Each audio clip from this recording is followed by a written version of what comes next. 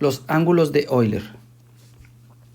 Anteriormente habíamos dicho que para parametrizar a los cuerpos rígidos se hace mediante unos ejes coordenados que se fijan al cuerpo.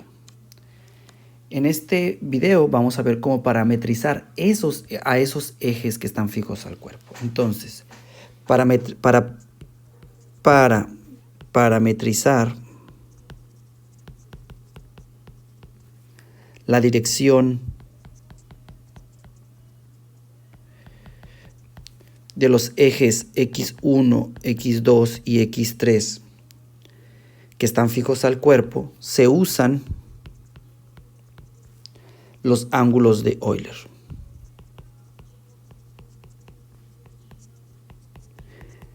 Ahora, entonces tomamos un cuerpo rígido y identificamos el centro de masa. Desde el centro de masa ponemos unos ejes coordenados que van a ser fijos. Las direcciones de ese eje coordenado van a ser fijos y no se van a mover. Entonces va a ser un eje coordenado X grande, Y grande y Z grande, que es un eje que está fijo en el centro de masa.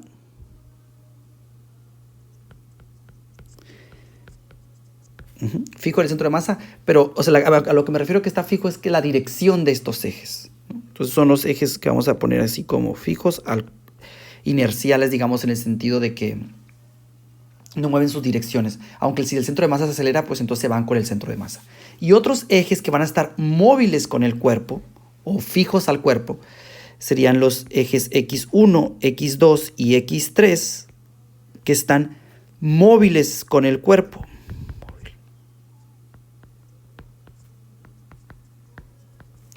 Y que sigue al cuerpo. Entonces, originalmente coinciden esos ejes y a partir de los ejes X grande, Y grande, Z grande, quiero parametrizar la dirección del cuerpo con los ejes X1, X2, X3. Vamos a hacerlo, por ejemplo, imagínense que tuviéramos el siguiente sistema. Tenemos que tengamos un avión, por ejemplo, o bueno, una manzana, digamos, ¿no?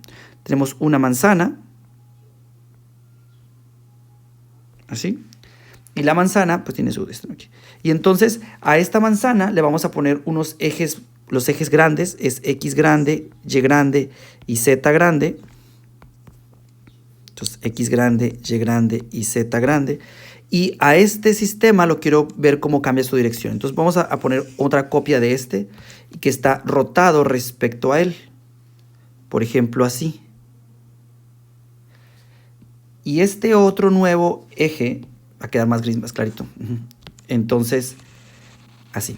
Entonces, fíjense, el gris es la manzana rotada y fíjense que queda con cierta orientación respecto al negro, que es el X grande, Y grande, Z grande. De hecho, debiéramos de ponerle quizás a este sería el eje gris, sería el eje, perdón.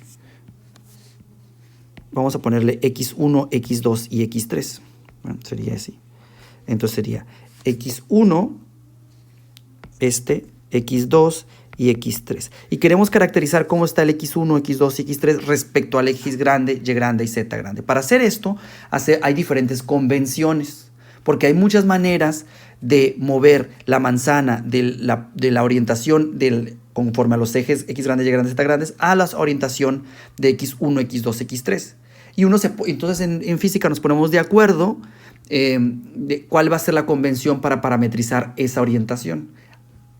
Euler propuso una serie de rotaciones para llegar a cualquier orientación y vamos a seguir esta convención, pero incluso en los ángulos de Euler hay dos convenciones usuales y hay libros que manejan una y otros que otra.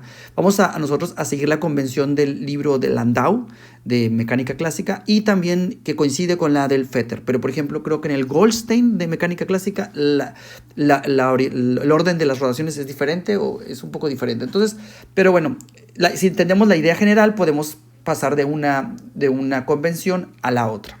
Entonces, queremos parametrizar el estado de posición de rotación de un estado con respecto a otro. El cambio en una orientación de un sistema respecto a otro. Es decir, del eje X1, X2, X3 respecto al X grande, Y grande y Z grande. Eso lo vamos a hacer mediante la receta de los ángulos de Euler. Entonces, para hacer eso, vamos a considerar que originalmente los ejes coinciden. Originalmente los ejes coinciden. Y entonces vamos a hacer una serie de rotaciones para llevarlo de alguna posición inicial, una orientación inicial a una orientación final. Y vamos, la convención es la siguiente. Primero se rota el cuerpo o el eje coordenado un ángulo phi. Rotamos. Vamos a poner aquí la serie de rotaciones. Vamos a poner cuánto rotamos. ¿No? Rotamos, vamos a rotar un ángulo phi. ¿Con respecto a cuál eje? Con respecto al eje Z grande. O sea, digamos, y vamos a hacer una rotación a la derecha, ¿no? Rotación positiva del ángulo phi. Si es negativa, pues va a ser al otro lado. Pero es de mano derecha. Rotamos respecto al eje Z un ángulo phi. Esa rotación se vería como se va a ver en la figura de la derecha. Voy a descubrirla. Y fíjense, aquí tenemos una rotación que va a ser la primera, la A, y originalmente tenemos el X, el Y y el Z, y rotamos respecto al Z hasta llegar a X', Y', y pues Z' queda igual, porque como estamos rotando respecto a ese eje, pues queda idéntico. Entonces queda el eje coordenado este color aqua, ¿no? O cian, no sé cómo se llama este color. Bueno, esta es la primera rotación, y esta es de un ángulo phi. Digo, los nombres también le pueden poner cualquiera, ¿no? Entonces, el ángulo, vamos a hacer un ángulo phi respecto al eje Z grande, o el X3, como le quieran poner, ¿no? Entonces, aquí después vamos a poner los nombres, como van a los ejes. Bueno, después de esta rotación, y esto, digamos, lo podemos haber hecho con respecto a cualquier eje, cualquiera, pero, digamos, por convención elegimos que el ángulo phi va a representar la rotación en Z. Luego, vamos a tomar el eje X', y vamos a hacer una rotación de un ángulo θ con respecto a X'. Entonces vamos a rotar un ángulo θ ahora con respecto al X'. Pero a este X' se le conoce como línea de nodos, y le vamos a poner una N de línea de nodos. Esta es la N, porque si le ponemos X', esta X' luego cambia. Entonces por eso mejor le llamamos a esta línea, le llamamos línea de nodos, y le vamos a poner θ respecto a la línea de nodos.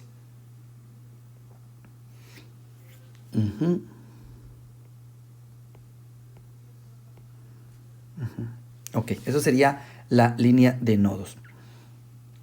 Entonces, luego, bueno, vamos a descubrir cómo se vería esa rotación. Si rotamos, fíjense que estamos rotando respecto al X'.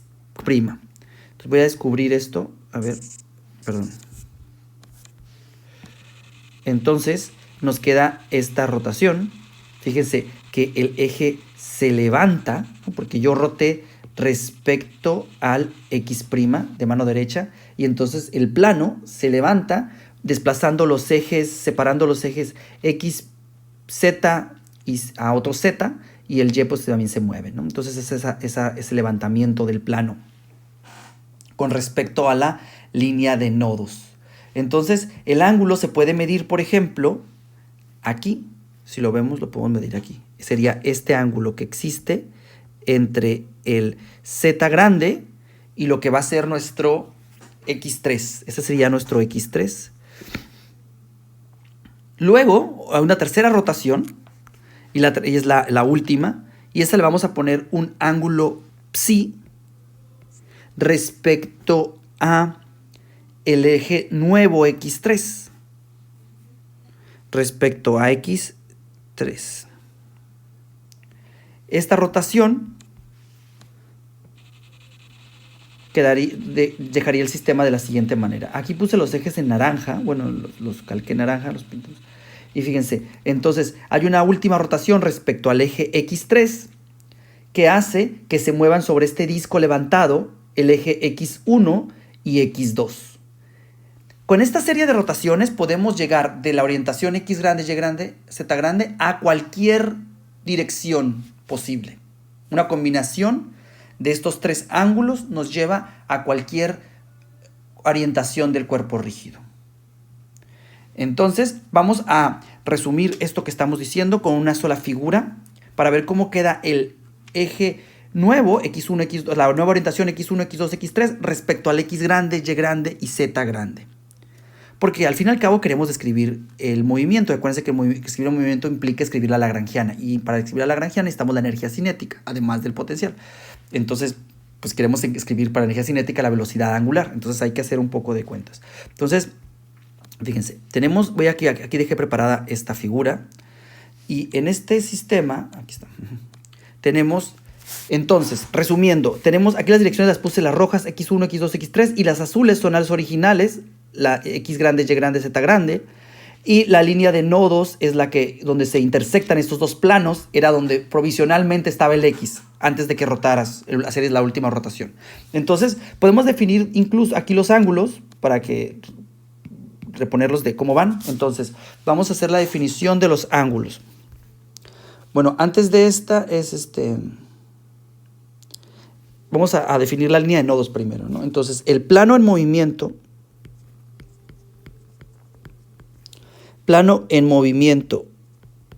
x1, x2, o sea, el plano del disco rojo ese que está ahí, intersecta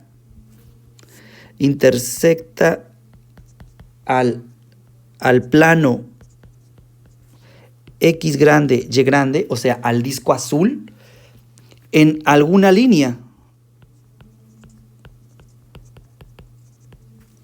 llamada, como decíamos, línea de modos. De nodos, ¿verdad? Yo creo que es de nodos. ¿Cómo le ponen a esta? Yo creo que es línea de nodos. La podemos definir como querramos, no me acuerdo cómo dice el libro. Bueno, entonces, o sea, es decir, esta, y es la N que está ahí, ¿no? La línea verde esa que intersecta el disco rojo con el disco azul. Ahora vamos a definir los ángulos formalmente, ¿no? Entonces, digamos, así llegamos desde el azul a la roja, ya vimos cómo hacerlo en la lámina anterior. Vamos a definir los ángulos. El ángulo teta, vamos a ponerse al revés. El ángulo teta es el ángulo que existe entre z y x3, como se muestra en la figura, ¿verdad? Teta es el ángulo entre, al final queda como el ángulo entre el z grande y x3. Y como ese ángulo es como tipo polar, va de 0 a pi. ¿No? Porque si ya te pasas de pi, pues queda, se repite, ¿no? Es la misma que la otra dirección. Entonces, de 0 a pi ese ángulo. Luego, el ángulo siguiente va a ser el ángulo phi, que es el ángulo de rotación sobre el disco azul, y ese es el ángulo entre la x grande y la línea de nodos. Es decir, es el ángulo entre el x grande y la línea de nodos. Y ese, pues, como es un disco así, pues va de 0 a 2pi. Vamos a caracterizar eso a 2pi. Por último, está el ángulo para de cuánto se levanta un plano con respecto al otro, es decir, el ángulo psi, que ese va a ser el ángulo, lo puedes ver ahí, es el ángulo que se encuentra entre x1 y la línea de nodos.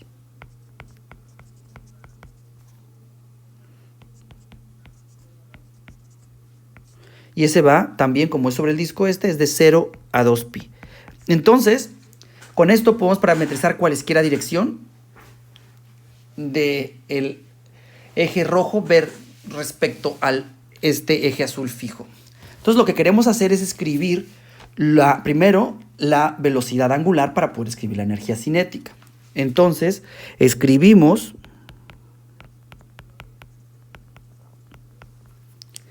el vector de velocidad angular omega en términos de los ángulos eulerianos.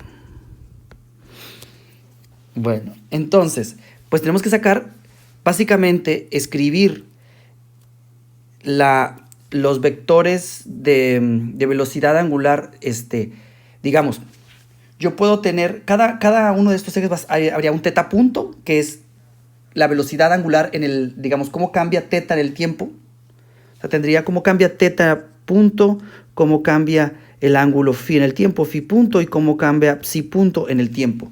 Y con respecto a esas velocidades angulares, debo describir la velocidad angular omega, y me conviene hacerlo desde el marco de referencia azul, que es el marco de referencia que, digamos, está fijo en el espacio, ¿no? Entonces, vamos a ver cómo descomponer teta punto, phi punto y psi punto en los ejes coordenados x grande, y grande y z grande. Y de esta manera, la suma de esos tres componentes nos daría el omega 1, omega 2, omega 3, porque toda la dinámica está ahí, ¿no? Entonces, vamos a describir primero el ángulo teta punto.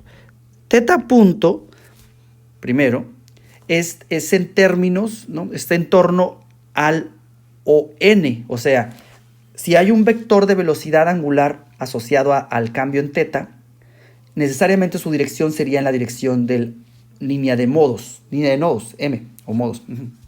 Entonces decimos, teta punto es en torno a ON. Entonces vamos a descomponer un vector que tiene magnitud teta punto y que apunta en la dirección n. Voy a escribirlo, digamos, el vector lo voy a poner en color, ¿qué le ponemos de color aquí? Color amarillo, por ejemplo, un poquito más grandecito. Y digamos, hay un vector asociado a la velocidad angular teta que está en esta dirección, en la línea de nodos. Y queremos descomponer este vector amarillo en las componentes azules y que tiene además magnitud teta. Ese sería el vector de velocidad angular asociado a teta. Entonces, le ponemos aquí 3.5, ¿ok? Entonces, serían las componentes en la dirección X, pues nada más hay que proyectar el vector amarillo en la dirección 1, sería, nos tendríamos que proyectar en la dirección X1, X2, X3, ¿verdad? No en la dirección X grande, Y grande, Z grande. Tendría que ser en X1, perdón. Entonces tendríamos que ser en la dirección 1, sí, porque es el eje móvil, ¿no? O sea, vamos a hacer lo siguiente. Vamos a proyectar el vector amarillo, en los ejes rojos, ¿no? Porque son los ejes que están fijos al cuerpo. Sí, porque si no el azul tendríamos que referir a ello. No, mejor es el rojo, que es el que está fijo al cuerpo. Entonces, el vector amarillo es, con respecto al x1, sería el coseno de psi. Entonces, teta 1 sería igual a teta punto por el coseno de psi. Ahora falta la segunda componente en el eje rojo x2. Sería teta 2 punto, perdón, me faltó el punto.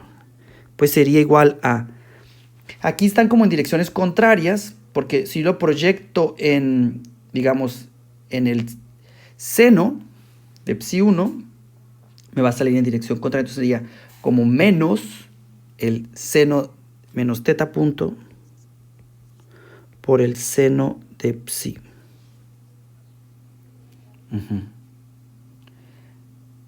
Muy bien. Creo que ahí está bien, porque este otro eje va al revés, ¿no? Y por último sería el teta 3, que sería cómo proyectamos este amarillo en el rojo. Fíjense que, pues debido a que el amarillo vive en el eje, viven en la línea de nodos, tiene componente en el disco rojo, entonces el teta 3 punto es 0. Sí, entonces voy a escribir aquí arriba, ¿no? Voy a ponerlo, proyectamos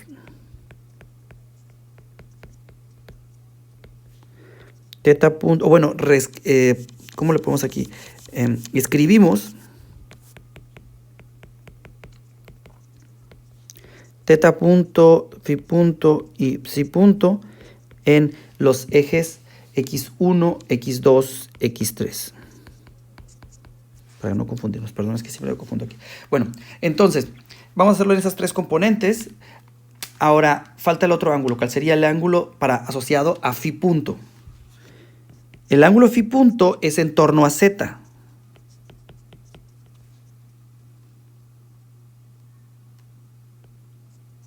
Z grande. Voy a ponerlo en otro color, Bueno, antes voy a poner voy a identificar que el teta está asociado con el amarillo. Lo voy a poner aquí para que quede que es el ángulo amarillo. Ajá. El otro lo voy a poner en color, ¿qué les gusta? Naranja. O bueno, uno diferente. Sí, bueno, naranja. Es el vector, voy a ponerlo en color naranja, el phi, y está la dirección z. Este vector pues estaría en la dirección azul y es un vector en esta dirección y con magnitud phi punto. Entonces vamos a proyectarlo en los ejes rojos. Ahora, evidentemente, por ejemplo, la dirección en x3 es bien fácil porque nomás sería el coseno de teta por la magnitud. Entonces, la componente 3 sería fácil. Y esta sería la phi 3 punto es pues nada más phi punto por el coseno de teta. Y luego, pues, si proyectamos en el eje perpendicular, en el disco, lo que habría que sacar es el seno de teta, ¿verdad? Entonces, y phi punto por el seno de teta vive en el disco rojo. O sea, en el plano XY. Entonces, si este vector de magnitud phi punto seno de teta que está ahí, lo proyectamos en el eje x1, x2. Entonces, vamos a proyectar un vector. Entonces sería, por ejemplo, la phi1 punto. Este vector, básicamente este vector naranja, como que se calca en el plano. Voy a ponerlo así clarito para que lo vean aquí. Se calcaría, pues, aquí. Después de proyectarlo, ¿no? Y esta magnitud sería phi punto por el seno de teta. ¿Okay? Entonces, ahora ese vector lo voy a proyectar en las direcciones x1, x2. Pero para que quede más fácil, fíjense que si yo...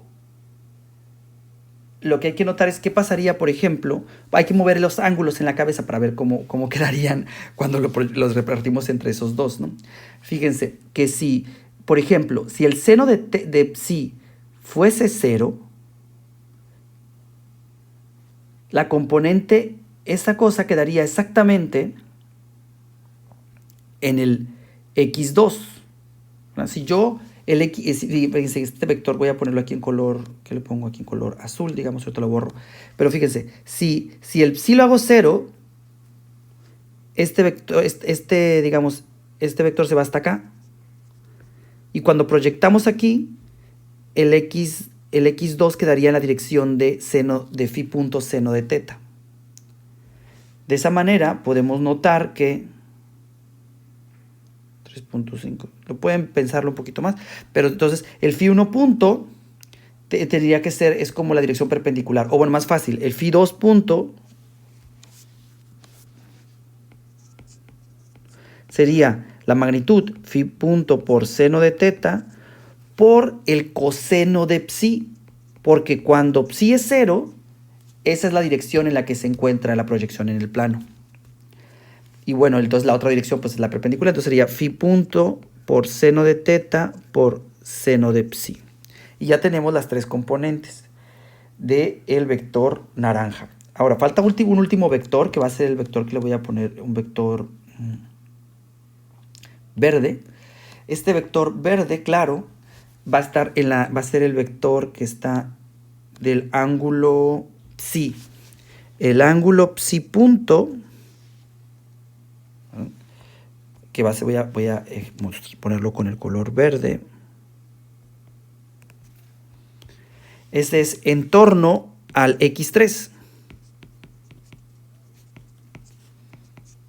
Y pues es bien fácil, ¿no? Porque vive en la dirección x3 y por tanto, pues nomás tiene componente en una dirección del eje rojo, que sería la dirección x3. Y entonces, pues es bien fácil. Las demás componentes son 0, ¿verdad? No tiene componente en x1, x2 por construcción. y entonces es en torno a x3, entonces solamente tiene un psi punto en x3.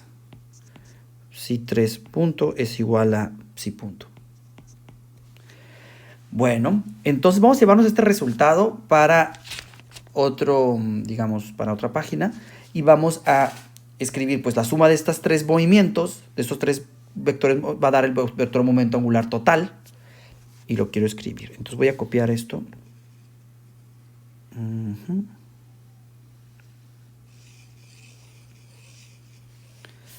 Sí, está medio elaborado esto, ¿no? Pero bueno, y aparte, y además que no tenemos mucha experiencia con eso. Pero bueno, entonces vamos a construir.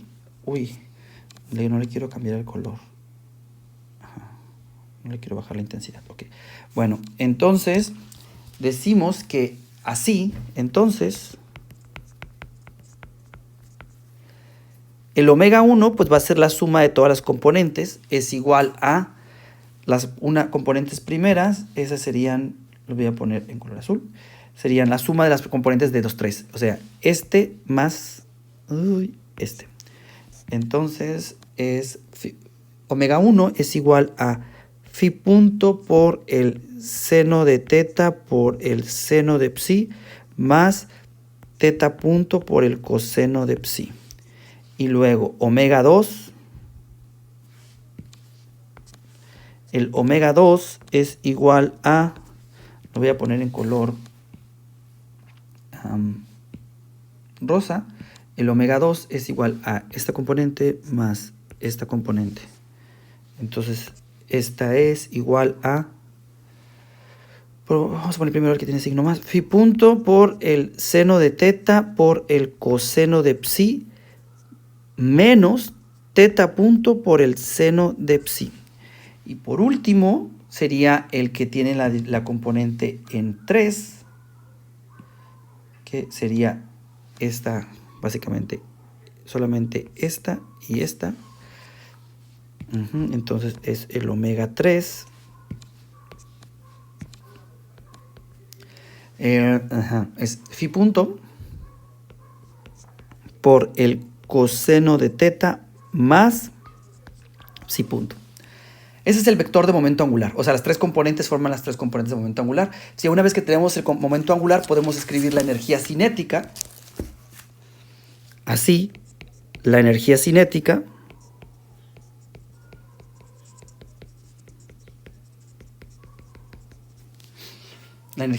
¿quién sería? La energía cinética sería T rotacional.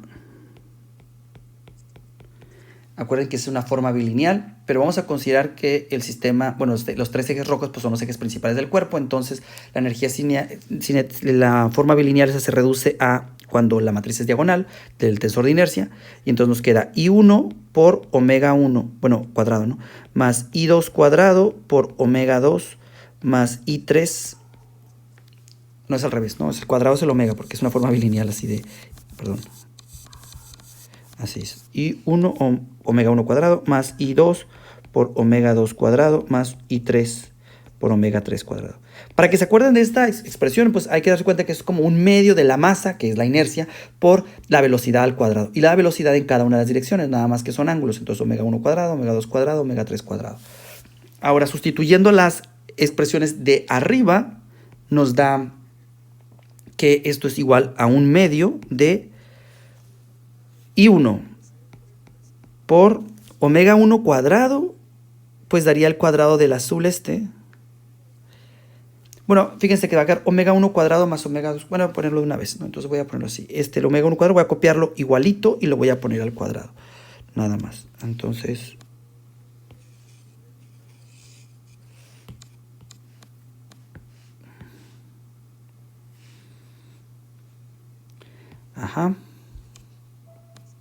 al cuadrado más el I2 por pues el omega 2 al cuadrado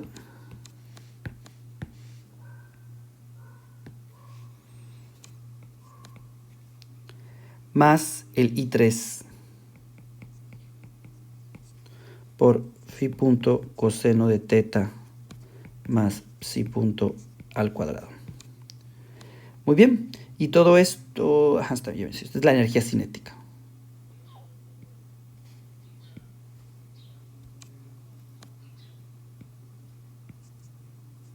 Muy bien. Ajá. Esa sería la energía cinética, que la puedo escribir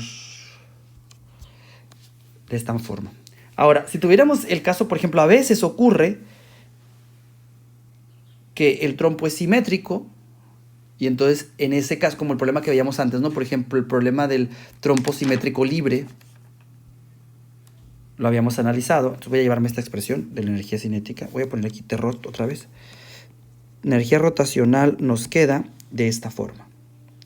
Entonces, por ejemplo, si tuviéramos el caso del trompo simétrico libre, voy a sentar otra hoja. Entonces, si yo pusiera el trompo simétrico libre, que es el que ya estudiamos, ¿no? Que es el que hace este movimiento de precesión. El trompo simétrico libre, por ejemplo, si la energía cinética es ¿qué pasa en el trompo simétrico? En el trompo simétrico, el I1 es igual al I2. Siempre me cambia el tamaño de la brocha cuando hago esto. Ajá. Bueno, entonces, en este caso la energía rotacional se simplifica porque I1 es igual a I2 y voy a ponerle igual a I1. Entonces, el T rotacional, este término se suma con este segundo término, y como es un binomio al cuadrado con un signo en medio diferente, nada más queda la suma de los cuadrados.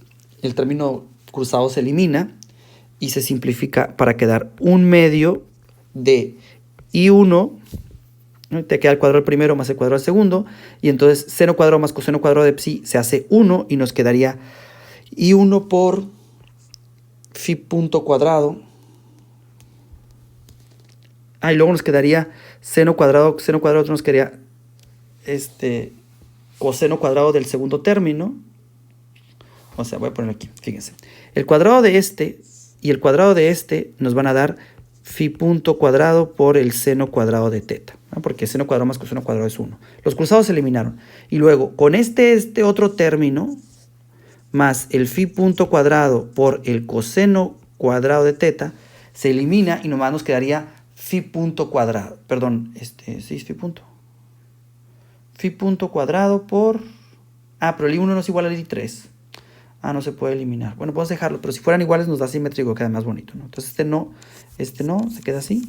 Voy a ponerlo aquí, porque voy a dejarlo así. Ahora, ¿qué otro se va a eliminar? Vamos a poner otro color. El otro término sería el segundo, que es teta punto, otro, con este nos daría un teta punto cuadrado nada más, porque seno cuadrado más coseno cuadrado se elimina. Entonces quedaría de la siguiente forma. I1 por teta punto cuadrado más phi punto cuadrado por el seno cuadrado de teta. Esto así, más un medio del tercer término, que sería I3 por psi punto más phi punto por coseno de teta todo al cuadrado. Entonces nos queda simplificada la energía cinética. Entonces, por ejemplo, en este caso del trompo simétrico libre, como vamos a tomar Z, como usualmente, ¿no? Tomamos Z grande del sistema fijo, o sea, más bien si fijamos el sistema fijo al momento angular, porque el momento angular se conserva, ¿no? Y el eje 3, como es usual, ¿no? El eje 3 en la dirección de simetría, ¿no?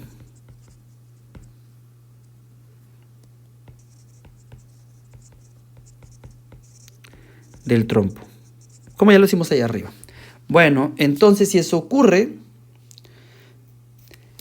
acuérdense que la línea X1 y X2 son arbitrarios en el eje del trompo, instantáneamente. O sea, digamos, como tienes ese eje de simetría, el X1 y X2 son libres, porque no son fijos. Entonces, utilizando esta libertad, podemos hacer que X1 esté en cualquier punto, en cualquier dirección del discón rojo ese que teníamos. En particular, podemos elegir que X1 esté en la dirección de la línea de modos.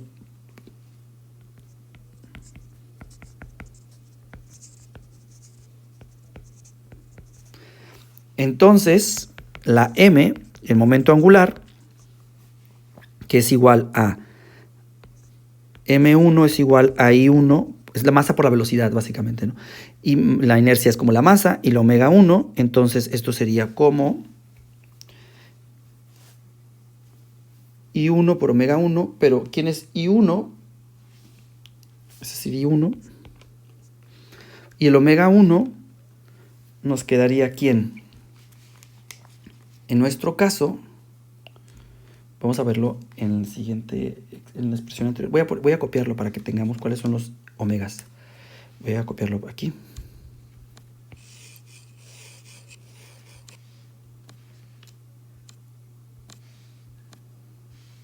Aquí están los omegas.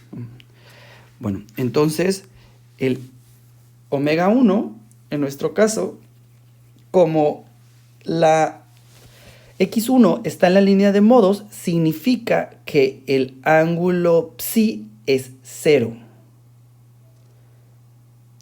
¿Verdad?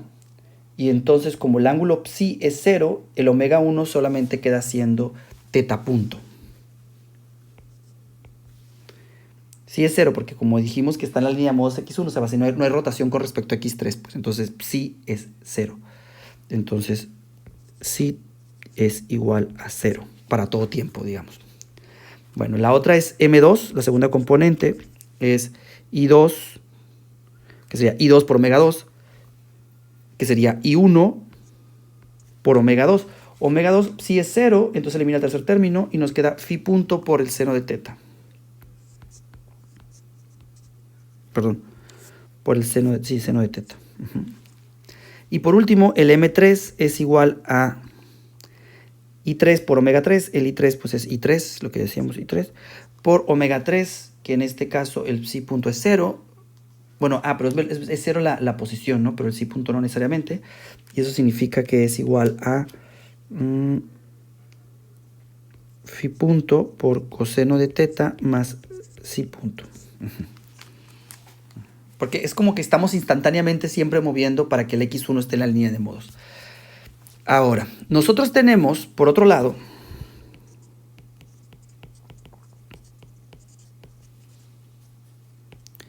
x1 es perpendicular a z.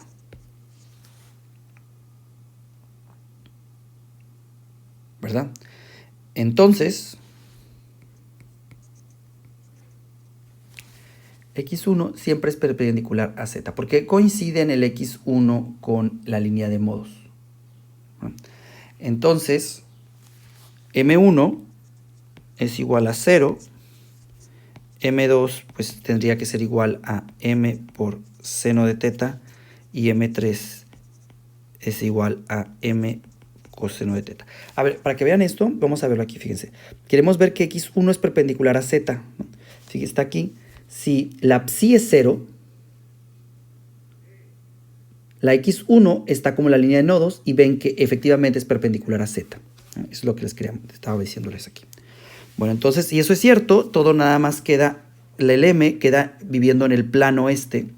Entonces va a ser m3 es m coseno de teta y m2 es m seno de teta, porque la psi es 0.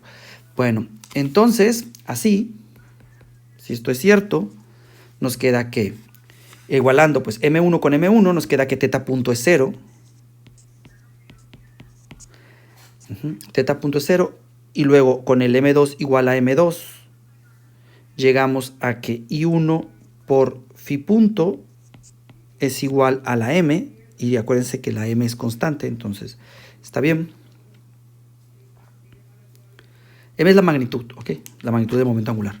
Y el I3, la última sería I3 es igual a phi punto por coseno de teta más psi punto igual a m coseno de teta.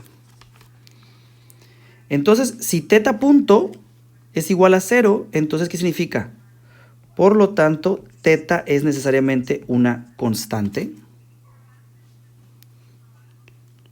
Y esta básicamente, teta, ¿quién es? Si se acuerdan, teta es la inclinación. Teta es la inclinación del trompo respecto a m. ¿Sí, verdad? Porque fíjense, este es el teta, es el ángulo este que está aquí entre el z, que es el momento angular, en nuestro caso, m, y el x3, que es la dirección de simetría del trompo, ¿no? Entonces nuestro trompo está aquí, digamos.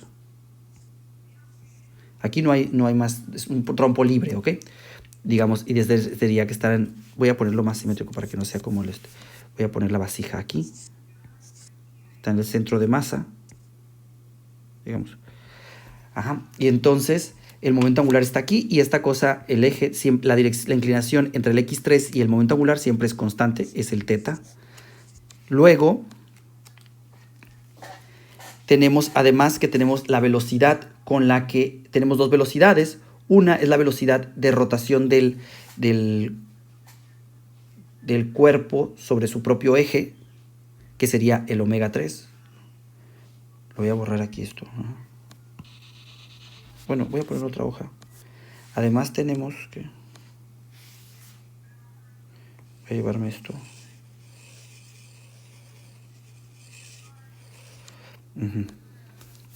Entonces tenemos que... Ajá. Ok, entonces decíamos que el teta es constante. Voy a copiar esta... Bueno, ahorita lo vemos. Entonces, este es... El teta es constante. La segunda ecuación... La segunda ecuación es lo siguiente. La segunda ecuación da la velocidad de precesión. Entonces, fíjense, aquí podemos sacar cuánto vale phi punto, porque m es constante, ¿no? Entonces, esto es m sobre i1. Esa sería la velocidad phi punto. ¿Quién es phi punto? Vamos a ver a nuestra imagen. Phi punto es el cambio en el ángulo phi. Phi es el ángulo que se hace aquí abajo. Voy a ponerlo en color morado, ¿no? Para que quede diferente. Phi punto, pues, es el cambio en este vector. Es decir, es cómo rota este trompito haciendo esta curva. Es básicamente la velocidad de precesión. Phi punto es la velocidad de precesión y es constante. O sea, hay una inclinación, se mantiene constante, y hay una velocidad de precesión respecto a ese punto, que es el phi punto, y es constante y vale, decíamos, m sobre i1. Además, tenemos, por último, la tercera ecuación, que omega 3 es igual a... ¿Dónde está el omega 3? Si lo ven aquí. ¿Dónde estábamos en la expresión esta? El omega 3 es igual a...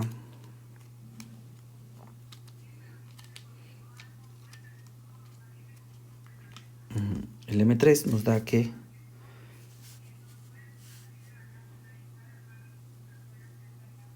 es para la rotación sobre su propio eje. ¿Cuál es la rotación sobre su propio eje? El phi punto, ¿verdad? Entonces vamos a poder despejar la ecuación si, digamos, aquí voy a ponerlo así.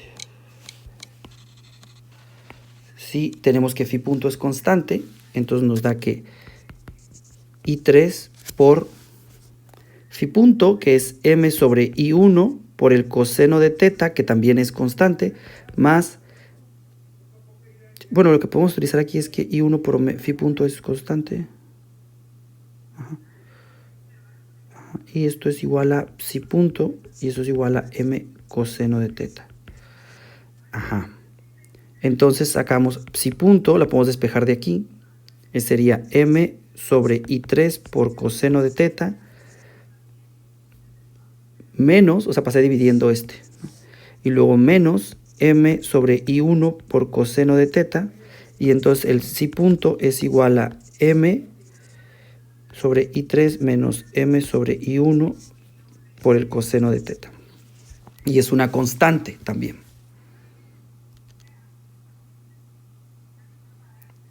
A ver si me equivoqué aquí o no. Este que me hace que no. Ajá, entonces esto es igual a m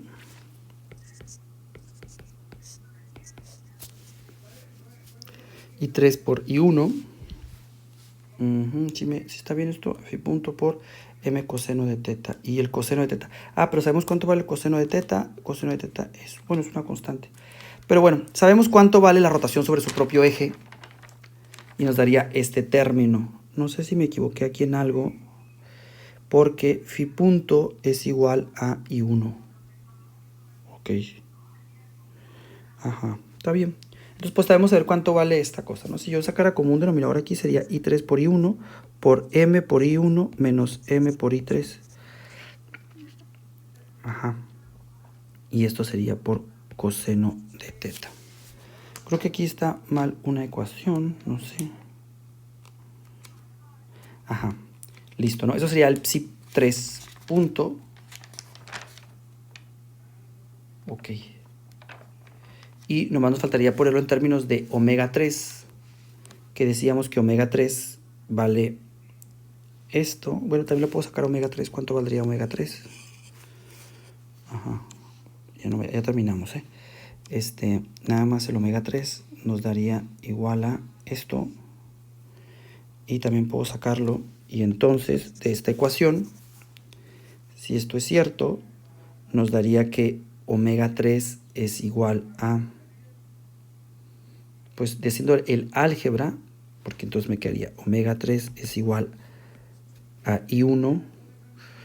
Phi punto, estoy sustituyendo aquí. Phi punto sería M sobre I1 por el coseno de teta. Y luego acá nos quedaría más phi punto, que sería más, aquí lo puedo poner claro, M sobre I3 menos M sobre I1 por el coseno de teta. Y entonces, aquí queda muy simple, el I3 también nos quedaría constante y es igual a M sobre I3 por coseno de teta. Entonces ya tenemos la velocidad, ¿no? de rotación sobre su propio eje, que sería el omega 3. Y esa nos da M sobre I3, que es el resultado que ya teníamos anteriormente, ¿no? Entonces, utilizando los ángulos de Euler es más o menos, es más sencillo, me parece, que la descripción que hacíamos antes.